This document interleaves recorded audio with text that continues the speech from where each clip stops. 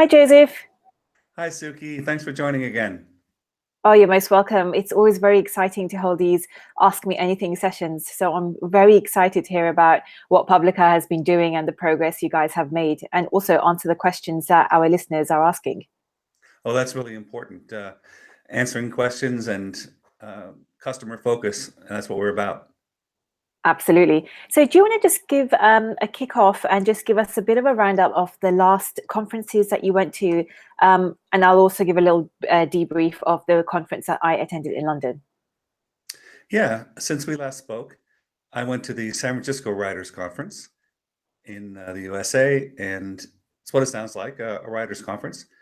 And I gave a 45-minute introduction to Publica and publishing on the blockchain. And frankly, before I went, I was a little worried because San Francisco is very close to Seattle and Amazon Kindle. But as it turned out, there were lots of people really interested in blockchains and what they can do for publishing in general. We also had a exhibition stand right at the door, entering the main hall, next to Smashwords and Ingram Spark, and that was the Independent Book Publishers Association, IBPA, and that was a great place to be because that's sort of where we fit, where people can sort of understand that Publica and publishing on the blockchain is exactly like what they're used to, with a few new powers. So we could just talk about what's different about it. Okay, brilliant. So I went to the 20 Books conference in London that took place in February 2018. So this is a conference which is largely focused on authors, indie authors, who are very much focused on making a very good income using Amazon. So a lot of the authors there are about 200 authors, very successful people on the panel, and many of them were making very, very good income. So you're talking about £4,000 or £5,000 or dollars a month. Some were making up to $20,000 a month. So it's very interesting how a lot of people are still moving towards the trend of self-publishing. But I think it is important to note that the vast majority of the authors there were quite focused on using Amazon to make their income. And if some authors do want to go wide, then that's probably not the tactics or the model that they want to go after. But there are many people who are doing very well with Amazon. But I think that there's also a lot of options and opportunity outside as well, such as what you guys are doing at Publica with blockchain. I did speak to a few authors about whether they had heard about blockchain, and the vast majority hadn't heard of what blockchain was, but they were very, very interested in how they could use it as part of their business model. So that's very promising news. And I mean, I'm super excited about how I can use blockchain in my author business. So I think we are still very much at the forefront. There's a lot of education that needs to be done, both in terms of educating the readers and the authors. But I think we're just getting there, day by day, taking one step at a time. But I honestly think as well, in a year's time, I think a lot of people will think it's like practically mainstream, considering the way things are moving so fast. So it's interesting times ahead. So in today's AMA, we've got a bunch of questions to go through. But before I delve into my first questions, Joseph, do you just want to give our listeners a bit of an overview of what's been happening at Publica lately? Because the last time I spoke to you, you guys were very much just closing out your fundraising with the ICO. You had set up a team, and you were also looking for authors and building out the wallet. And you've also now created a very sort of author-friendly interface on your website. So do you just want to give a bit of an overview as to what Publica is doing now and what the next steps are? Well, the most exciting thing, of course, is the token herd around the world. Our supporters, the publicans, on their own steam, took our e-reader app wallet on their phones, and they bought Jules Verne's around the world in 80 days. And they started sending it around the world from wallet to wallet themselves.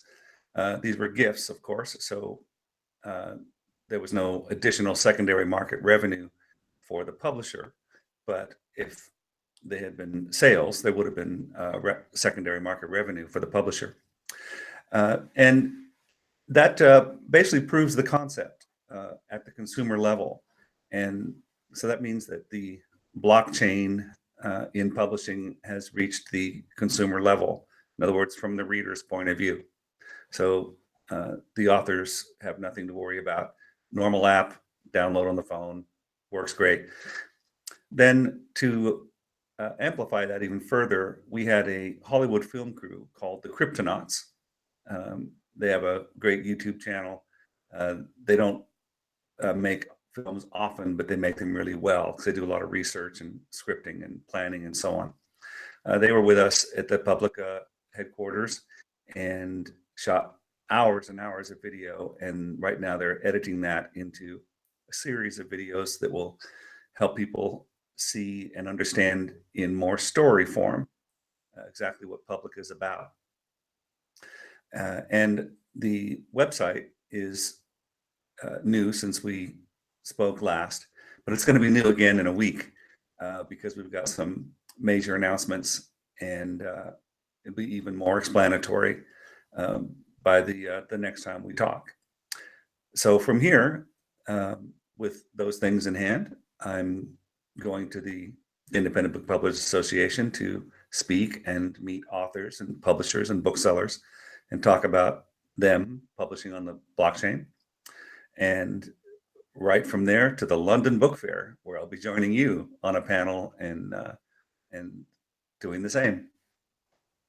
That sounds like really good progress. So you guys have actually built out a wallet, and you've actually tested the model by sending a book around the world in 80 days, which is one of my favorites, actually. So you're actually able to track the book going from wallet to wallet, and you can actually probably see it geographically where it's moving as well. Yes, well, blockchains don't know what country they're in, but the people who send them from wallet to wallet, they do. And that's one of the interesting things about blockchain is it can absolutely be tracked, but not if you don't know anything about who's doing the token sending. That's a bit technical, but it means for authors that they kind of get the best of both worlds. Their readers don't have to give up any anonymity or personal information if they don't want to, but if their readers are fans and on their platform, then that's additional information that authors will have forever. Where'd my book go? Who'd they share it with? If they sold it, what's my cut? And how do I know it's already in my wallet? Things like that. So we tested all those things that are important both for platform building and monetization to an author entrepreneur. That sounds very exciting. So we will be watching very carefully. So what we'll do, Joseph, is we'll jump into the questions that we've had. So one of the main questions that I got when I was at the 20 Books conference was, if I'm already making great money using aggregator platforms or distributors like Amazon or Kobo, why should I use blockchain technology for books? What's the main thing that I should be paying attention to as an author, and why should I be using it? Well, it's not either or, and it doesn't require anything that you haven't already done. All right, it's the same EPUB or PDF, book metadata, and so on. So it's just additional money. And if you think of where your markets are, it's sure Amazon. It's the status quo for sure, but I travel a lot, and so maybe it's more obvious to me than to most people that 96% of the world hasn't logged into Amazon yet. And that's a big market per se. Also, 2018 is the year that more than half the world will be online. That's kind of important. And third, if you've heard anything about blockchain, you've probably heard about billions that are already in people's wallets, and they want to spend that on something, for example, books. So that's a new market as well. So it's mostly about money and marketing. Mm. And you tapped into a really special point that a lot of people don't actually have access to Amazon. And if you're in a country where Amazon is very dominant and they have a end-to-end supply chain where you can purchase products and it's delivered to your door, sometimes you can take it for advantage that it happens everywhere across the world. So I think it's a really important step to actually understand that Amazon is not everywhere and not everyone has access, easy access to the internet. But blockchain could actually create a really big mindset shift, and it could actually encourage a lot of people to sort of probably even leapfrog and bypass traditional cash and just go straight to blockchain, such as like developing countries. Many of them leapfrogged the desktops and went straight to the mobile phone and didn't even experience having a laptop. So I can see something like that happening. So that's very exciting, actually.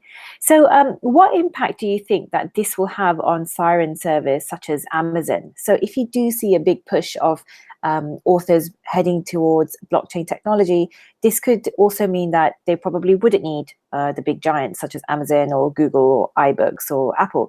What do you think is the impact it will have on those types of companies? And if it does, do we need to care about it? Well, it's the leapfrog effect that you mentioned.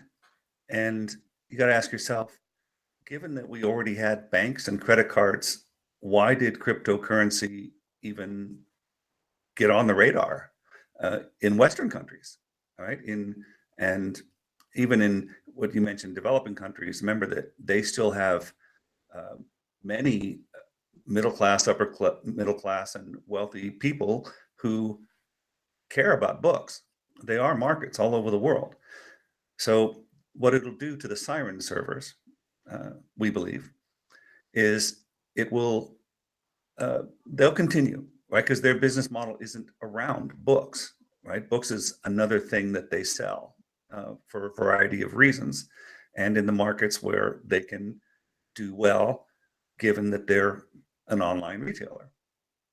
But in this leapfrog effect, um, they will continue to do what they do. They may not notice Publica because it's not the main thing that they're measuring books. It's not their biggest business. But what it means to authors is that Publica's only business is books. And just like cell phones were a leapfrog effect in communications, blockchains will have the same leapfrog effect that they had in financial businesses and Internet of Things and other industries. Okay. And so we also have some authors who are trying to encourage a direct relationship with their readers by selling their books directly to them through their website. But then this means that authors need to have a website, it needs to be set up, and it needs to be integrated so that they can actually sell their book and collect the payment. So a very small percentage of authors are doing that, and I think a smaller percentage are doing that very successfully, because that type of model is very heavily dependent on traffic being driven to your website. So what incentive is there for authors, or what marketing benefit is there for an author who is doing very well selling their books directly from their own website to the reader and comparing that to using Publica? Oh, so the ones who are already selling well from their own website, you're probably taking payments in PayPal, credit cards, that sort of thing. Yes. So you would just add Publica's QR code, just like the Publica link, and then people can buy your books with their cryptocurrency. That would be the first step, and then get the money right away. It's just another payment mechanism. But in a larger sense, marketing, traffic to your website, and so on, it's a two-way street. So Publica has a team of supporters that we call the publicans. There are thousands of them. They're dedicated to this project and that leapfrog effect we were talking about. And if you publish your books on Publica now, those thousands of publicans are going to become your instant champions, a volunteer army, if you will. So you wouldn't want to give that opportunity up. And then Also, in the larger marketing sense, focusing back to your own website, in the blockchain world, there's something called an initial token offering. In publishing, you might think of it like pre-orders or crowdfunding.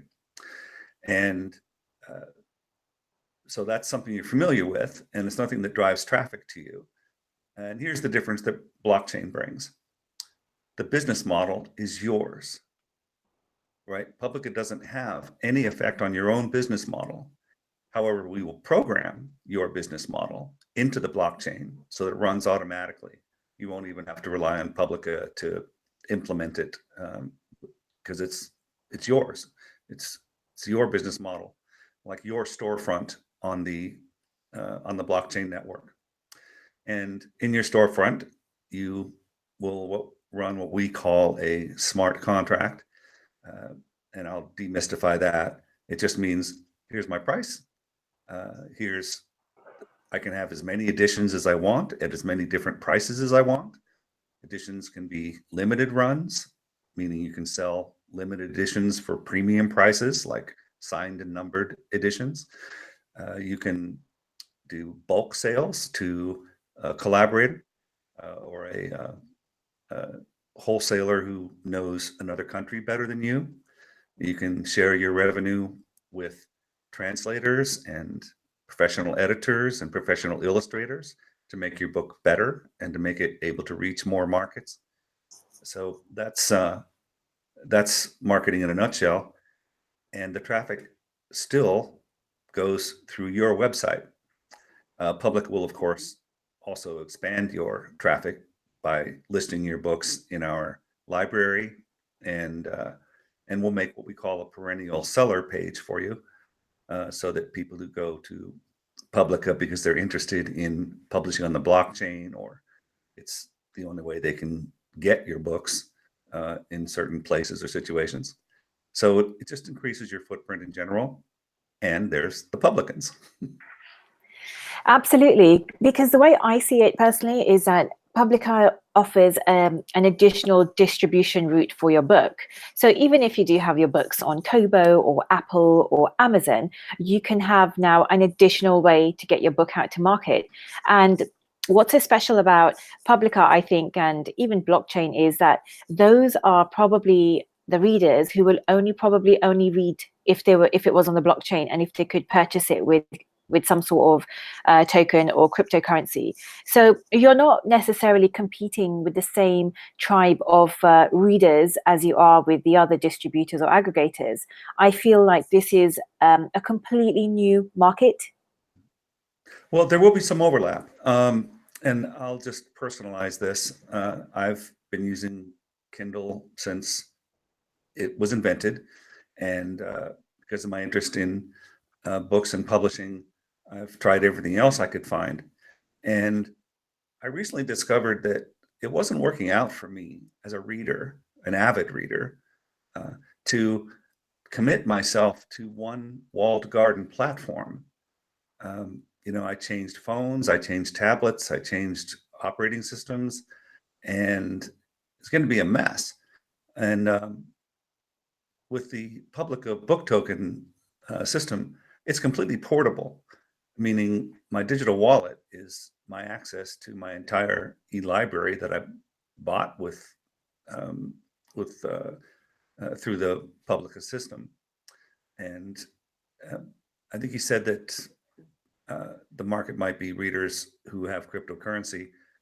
Yes, but remember, readers can buy with normal money as well. We just make that exchange for them, same way that an airline would change pounds for dollars, for kroners, for euros.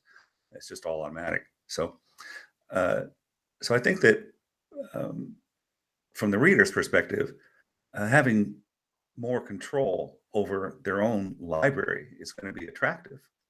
Same as for authors, it's going to be attractive to have more control of your own business model.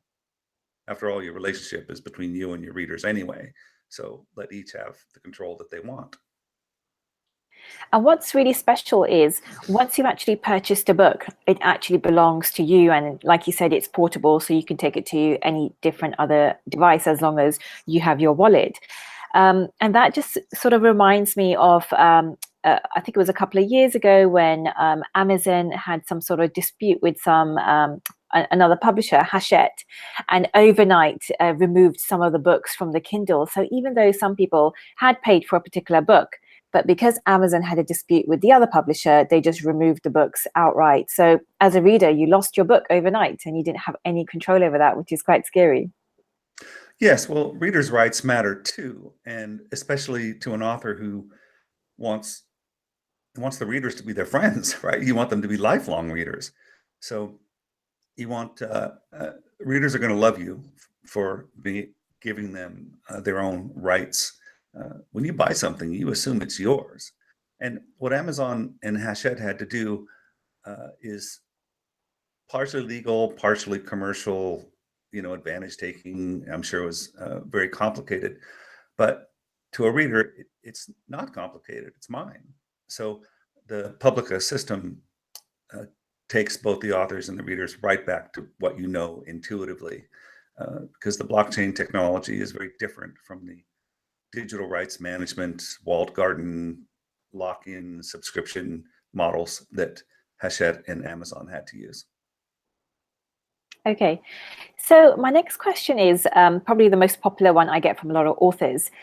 Can blockchain be used for fiction books and non-fiction, or is there a separation? And my second part question actually is my own personal question is, do you think there will be one which will be more popular, so fiction versus non-fiction, when readers are purchasing books on the blockchain? Do you think there's going to be one that's more popular?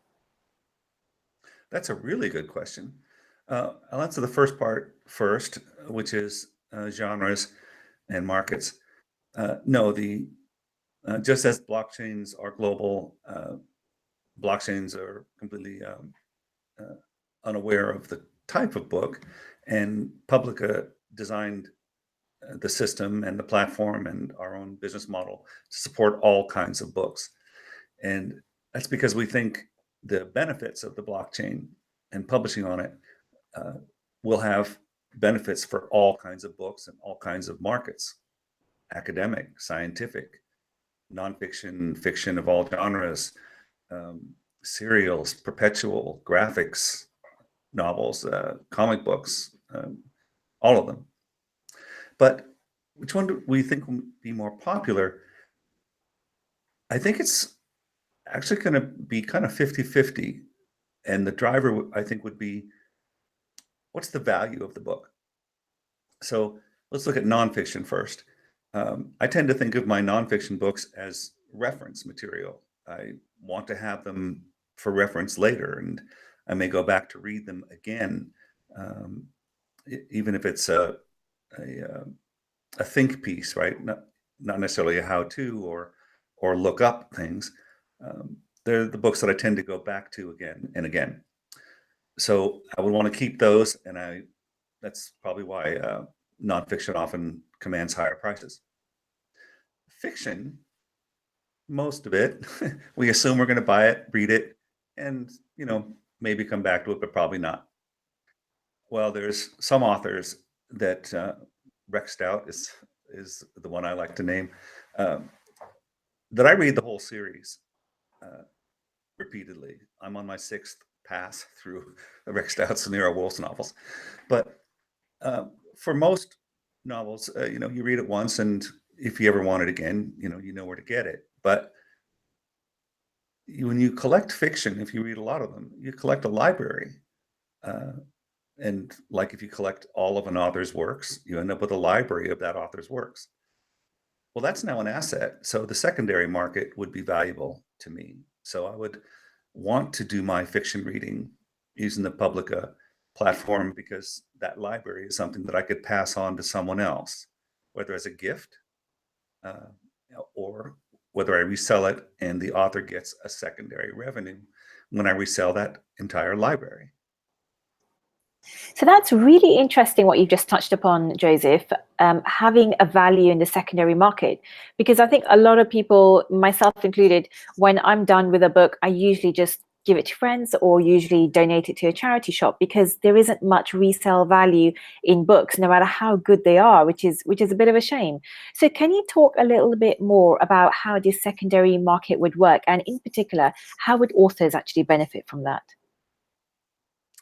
Well, authors benefit when their books are passed on because that's how their books spread. And the concept of going viral, yeah, that was a couple years ago, and it doesn't actually happen anymore. It's really networking. So the primary benefit is that when books are passed on in a secondary market, uh, if they're given away, the author still has the information on the blockchain that my book is being given away at this frequency in this amount. And can I correlate that to something I did, like my next book launched, or I did some great interviews, or joined a new collaboration team. And then, of course, if the books are sold, it's like residuals in movies and television, right? You keep getting paid. So that's really exciting. So we can actually have a second form of income from authors. So you're not just selling the book once, the same one gets sold again and again. So my next question is, does an author have pricing control over the resale value? Or is that something that can be coded into the smart contract, or is that really dependent on the current owner of the book? Yes. When we talk about smart contracts, we like to say, if you can say it, we can program it. And because it is your business model. So can you control what price someone else sells it for? You could. Um, if you're thinking about, you don't want your uh, customers to compete with you on an open marketplace, but I'm not sure that would actually happen. And if it did, Publica would make that marketplace, and authors would have control over their part of it.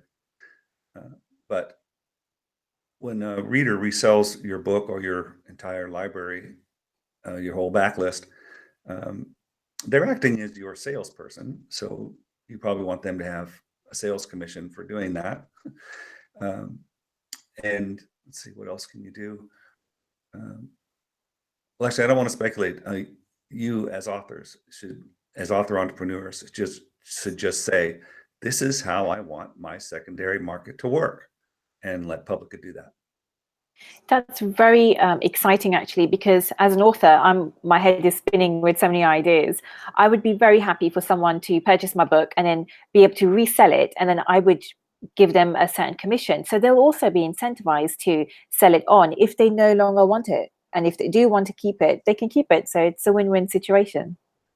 And I blogged once a blog title called "A Billion Bookstores with a Common Linkage," and that means that not only your readers, but all the other people who are your supporters or interested, like bookstores, like if you write about hospitality, then the hotels and airlines and tourist agencies that support you, um, they can also become a sales force for you. Okay, great. So then my next question leads on to the actual content of the books. So my personal question is, at the moment, the books that are being purchased is digital content. So it's written text, or it could even be comic books, so it's graphics. So my question is, could blockchain be used for audiobooks as well? Is there any difference? No, there is no real difference. We just wanted to start with ebooks because that's what everyone understands. And but of course, moving into audiobooks is very similar, because everything else about publishing on the blockchain is exactly the same. We just have to upgrade our app, which we will. Okay, so then my next question is going to touch upon, I think, most people's favorite topic, which is money. So can you talk a little bit about how the actual transactions would work? And in particular, what I'm really trying to get to the bottom of is, what sort of percentages are we looking at for authors when they sell a book in terms of the commission? What's their take home money, and what are the costs involved in actually using blockchain? There are no upfront costs to an author. on the contrary, you can use the blockchain to raise funds for your book, whether it's finished and you just need to raise some funds for third-party publicists, or it's nearly finished, you need to raise funds for editors and illustrators and so on. And then when the book is sold, Publica needs a 10% platform maintenance fee, and that covers all of our costs of operations. We take no royalties, we take no exclusivity, no complications. Very simple. Just if money moves from wallet to wallet and Publica enables that money transaction, then we take 10% of that. That's it. So I recently opened my own digital wallet because I wanted to basically see how difficult or easy it was, and it was surprisingly very easy to do after just following a few steps. So I opened my wallet and I was sent one pebble. Now, when I was sent that one pebble, the person who sent it to me basically mentioned that he had to spend some gas money. So can you explain to non-techies what exactly is gas money, and should authors or even readers be concerned about it, and what exactly is it? Sure. That was a gift situation. And so the Ethereum network, that's the name of the blockchain that Publica is built on top of. There are many businesses running on Ethereum. So the Ethereum miners, those are the people who own the computers that run the open source Ethereum software, hundreds of thousands of them all around the world. One of those computers has to initiate the transaction and broadcast it to all the other ones. And they charge a very, very small fee that's called gas. It's called gas because, in the case of a book transaction, if it takes a couple of minutes, you're fine. We're talking pennies. If you're running a business where the transaction has to be broadcast around the world as fast as humanly possible or computerly possible, they can pay more gas, and that would incentivize some Ethereum computer owner around the world to prioritize their transaction. That's all. So it doesn't really have any impact on the book or anything. It's purely a transactional process. Okay. Yeah, it's just an interesting thing. It's probably most analogous to the transaction fee from a credit card or something. Okay. It's much smaller. Yeah, it was very small when I had a look. It was like 0.0012, like very small, less than a penny. Okay, so my next question, Joseph, is from another fellow author. Given the longevity of blockchain, how can one switch publishers later if necessary? For example, if someone signs with Publica or whoever it is that the book is encoded in the blockchain, how can the rights revert? Or how can an author switch publishers if they want to? Well, Publica doesn't take any rights. You don't have to sign with us. We have to know who you are to make sure you get your money, and we send it to the right wallet. But we don't take any book rights, no exclusivity. You're free to publish your book anywhere else you wish at the same time without informing us. Now, if you have some reason why you want to remove your book from the Publica library and system, just ask us to remove it. We're happy to. It's your book, your business model. The people who bought your book prior to that moment, of course, they get to keep it because they bought it, right? You can't take it back from them, but you can certainly ask us to stop selling it. Maybe more interesting would be you can publish books for a limited time, and you can say so up front. You can say, I'll publish this on Publica for 90 days, so you better buy it now, because after that, I have to go exclusive with Amazon Select or what other publisher requires exclusivity. And your market will respond to that.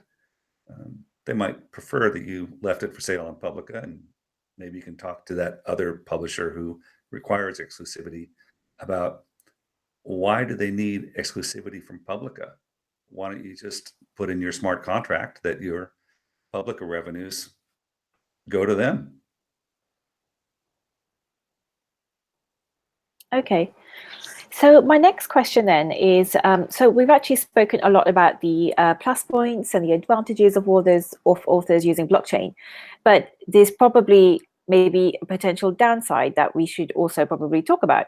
So my next question says, at this stage in the evolution of blockchain technology, what vulnerabilities exist for the author in terms of protection of product, of finances, and of personal information? What's being done to address them? And is this something that authors need to be worried about? There's one that's really important, is your digital wallet, the one where you get paid, um, has a passphrase, and you should keep it secret because Publica won't know what it is. If you prefer to be paid in your national currency as quickly as possible, then you can set up an exchange so that the cryptocurrency isn't in your wallet for very long. Talk to us and we can help you with that. But that's the biggest risk, is lose the passphrase to your own wallet. But in terms of content protection, your content, once a book is being read by a reader, of course, if my eyes can see it, so can my camera. So blockchains don't change that. But blockchains do change the fact that you can't just download the book with the Publica app and email it to somebody. You have to exchange it through the system. And if someone makes a business out of that, like I said, if they're making money, then author can ask for a cut. If they do it as gifts a lot, well, that's okay. That's not content violation. But ultimately, if you're thinking of copyright violations, well, blockchains don't change copyright law.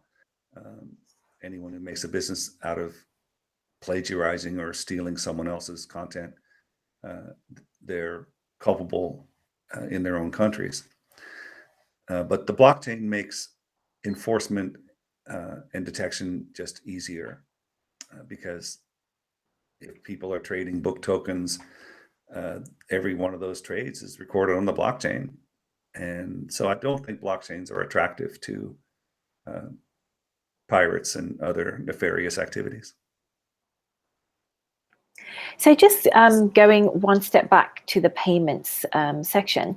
So the plus side with blockchain is that payments are almost instant, as opposed to if you're using an aggregator. So for example, I sold a few books on Amazon over the last few months, and I only got paid this week. So that was like 3 months ago, and I'd almost forgotten that I'd sold a couple of copies. So it was very nice to get that email, but it was also annoying knowing that I could have had that money 3 months ago. So the good thing and the plus side about blockchain is that the transactions are near instant. So if you sell a book today, you'll probably get paid within the hour. However, the downside could be that you read a lot of articles in the press, and they say that one of the biggest problems with blockchain is that the payments are a lot slower if you compare it to like Visa, which is like a huge payments card processor. And they can process up to 2,000 transactions per second, compared to blockchain transactions, which can take up to 10 minutes. So is that something that we need to be concerned about, or do you think that the processing times will decrease in time? Well, in the news, the blockchain they're talking about is Bitcoin. That's a different one. The one that we use is Ethereum, so it's only a couple of minutes. But in terms of the volume and the transaction times, they're talking about the Visa system in general.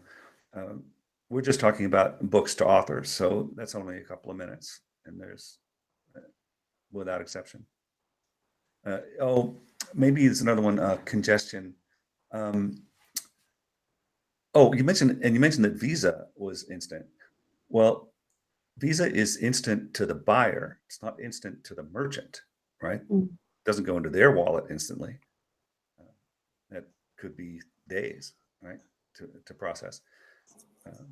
So from the author's perspective, as the merchant, Mhm. the money is definitely in your wallet in a couple of minutes. Okay, great. So the blockchain is basically based on the notion of a decentralized system. So will authors still be able to retain creative control of their work in such a system? And not only can you have to. Publica doesn't have a creative department. But if you mean creative control in the sense of you sell a book and then you need to revise it, Hmm. well, uh, that's between you and your readers on a philosophical level. If they want you to keep your book updated, and you tell them that when you sell it, then just give us another EPUB or PDF and we'll replace the one you had before, and nothing will change. But if you're making changes that are material, you would probably want your readers to know that, right?